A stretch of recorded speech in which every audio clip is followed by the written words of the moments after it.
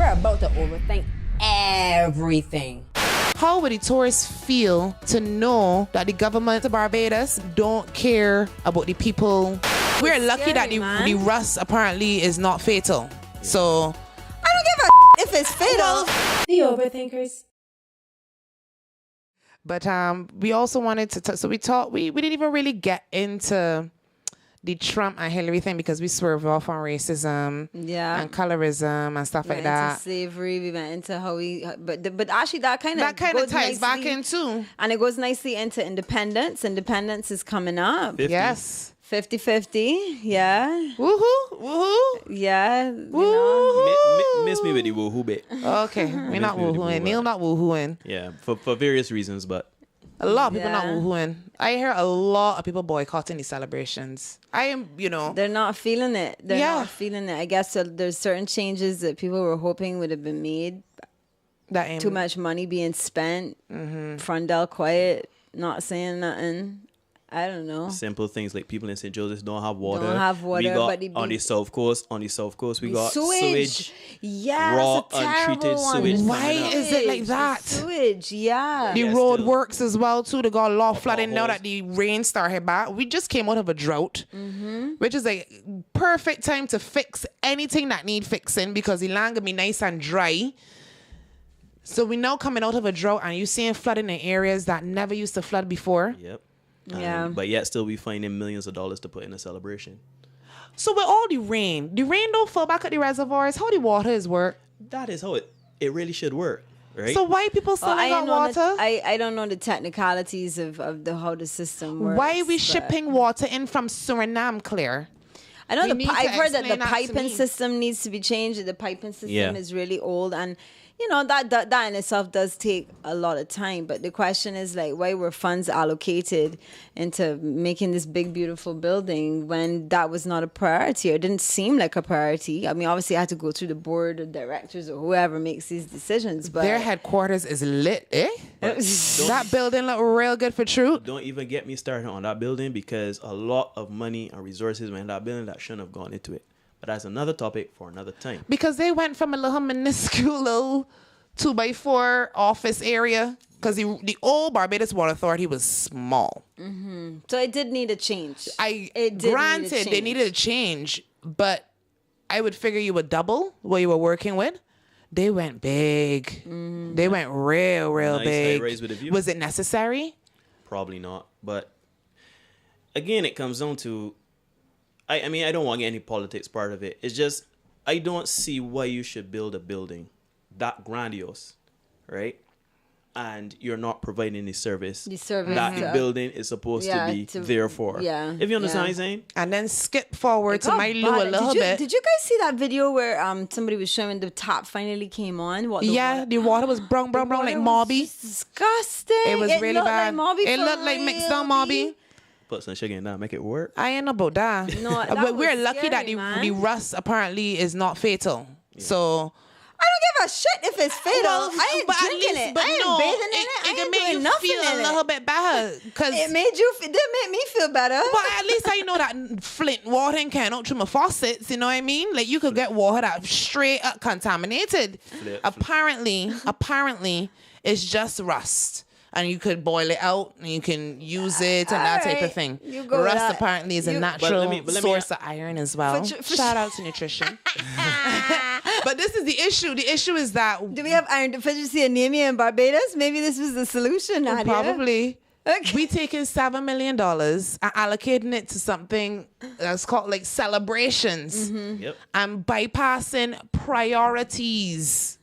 I think this is the real issue. What I'm excited about, though, not to completely switch the topic. I really want to go see that movie on Earl Barrow.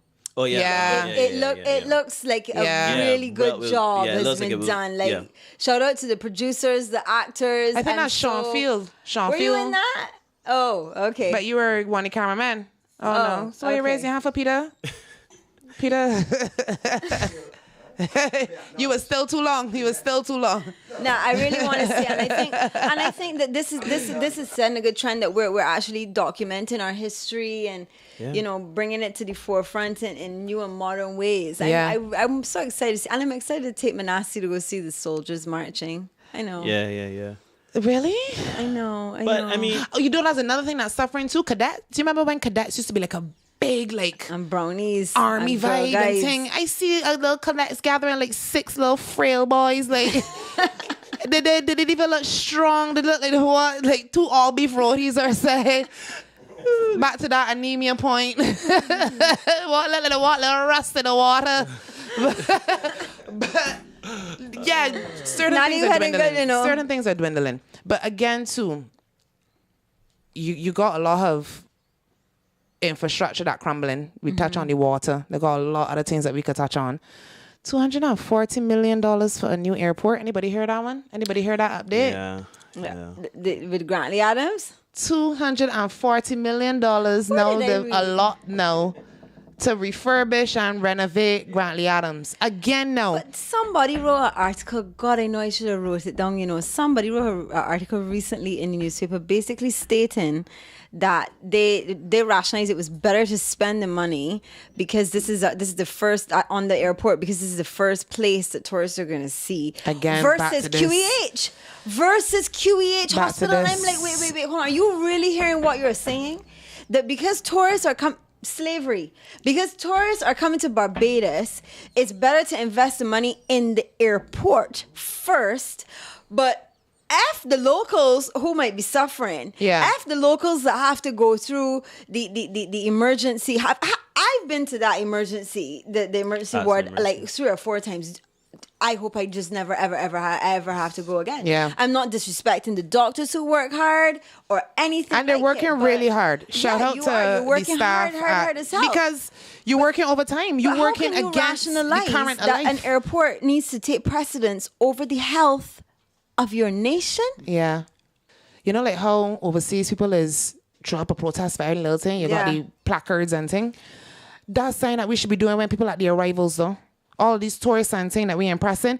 How would the tourists feel to know that the government don't care about the people where they're vacationing? Yeah, in the country that they're vacationing. Because they got a lot of people from overseas that will not stand for this crap neither, you know. Oh, if this were US, right? I mean, it may be every UK, day. yeah. Never have sit-ins, shutouts, strikes. But a lot of the time they coming down here to relax and stuff. They're so disconnected from the actual lives of the people. Because again, they're only in contact with us when they need a rum and coke fetch or a rum punch fetch. This reminded me of the fella that came down and got caught with drugs and went to Glenderry. And he ain't had a clue what he was up for now. He didn't know what he was going to when he found out about them Baiko containers to drop that was locked it up in. abroad, yeah. That was locked up abroad. The man had to write a book and all kind of thing when he got out of prison, boy. Yeah. I went to Glenderry. I did a tour at Glenderry. That was a humbling... I'm glad that you remind me of that there. Tell us a little bit more about that.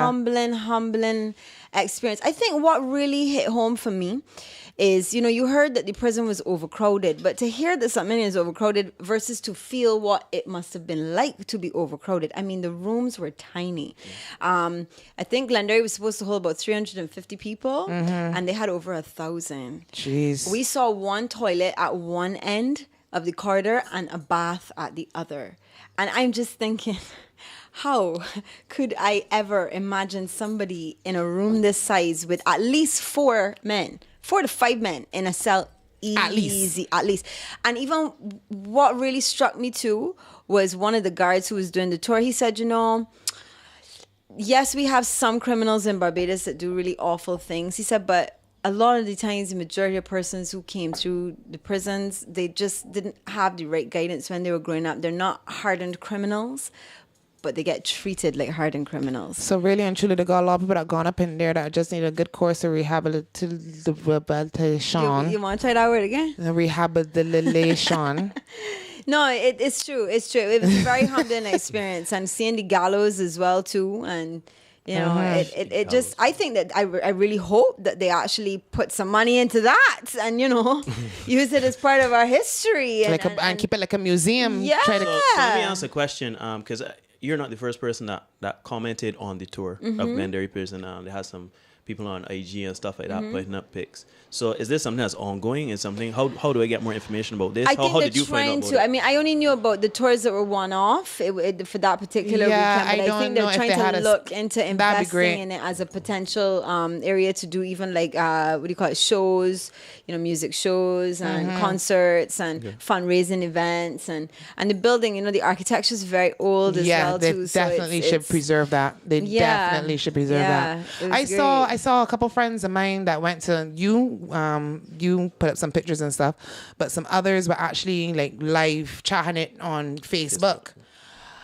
We can't do no thing. Jailing for we. Jail ain't meal.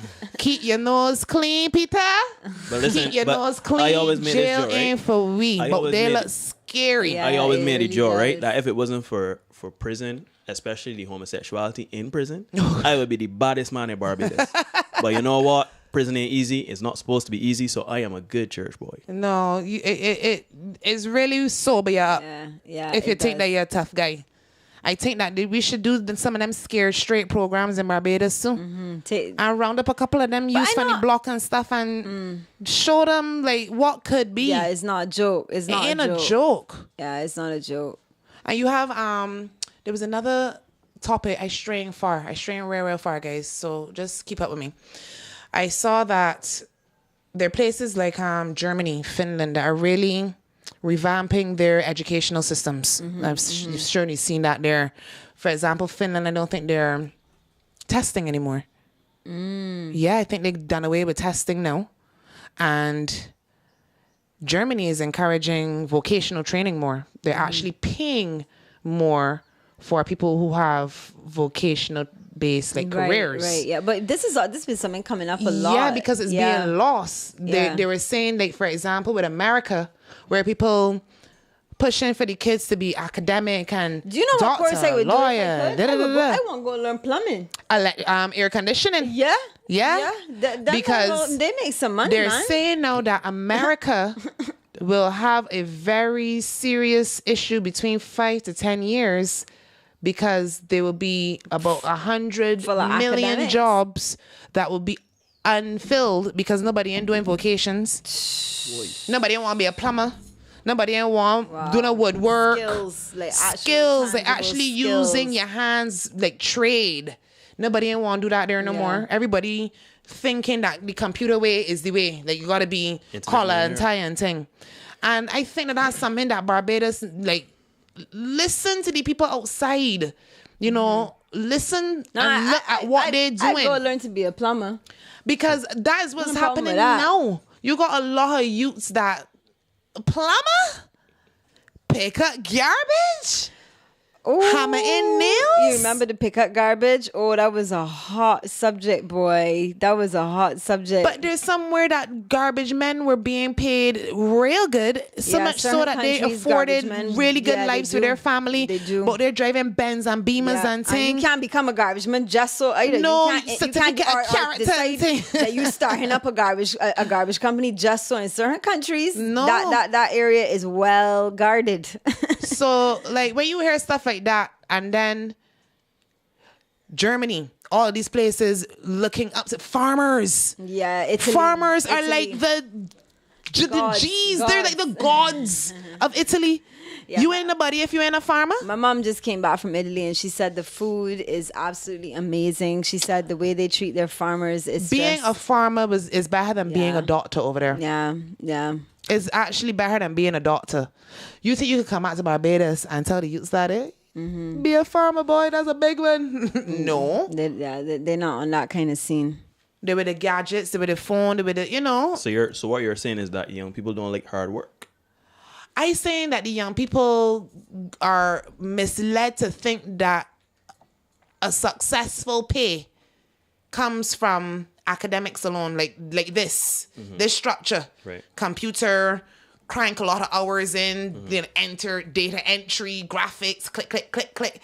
This template here is misguiding the youths to think that this is the only way you can make a living. Yeah. And that is the reason that you're having a lot of issues with crime and the youth. Yeah, because they come out and then half of the ones now that can't adapt to this here thinking that that's it. They ain't really know how for them to do. Let me pick up a gun. because they ain't consider any plumbing and the woodwork and the farming and the things that can actually bring in money or what people are really being respected for over there. Yeah. There's a lot to think about for 50 years coming. The overthinkers. With that being said, happy independence to Barbados. Happy independence. Happy 50. After all, I live here. My navel string buried here. Boy. So I can't wish nothing bad for both here. How you from both here? QEH Hospital straight. You understand? Yeah. So, peace, prosperity, progress, love. I think positivity. Yeah, this is what we want. We want to be able to believe that a change can happen. Believe. People is a word that we use a lot. Believe that we could do something that can make a difference for the development of Barbados. When you watch the documentaries, Britain's Forgotten Slave Owners, you will understand why we are the way we are, I think. And possibly where we're going. And understand, where we're going. And then you might have some ideas that we could input, what we could do, what ideas we could come up with. But for the most part, Barbados is sweet to all. I wouldn't change it for the world. Best place in the world. You could buy a talk as much as you want, but I wouldn't change it for the world. I love living here. I do. I would change certain things, but I mean, overall, career-wise, I would explore a career somewhere else. But in terms of living, Barbados sweet to all. Barbados sweet. Yep. But there's a price to pay to live in paradise. There's a price to pay to live in paradise.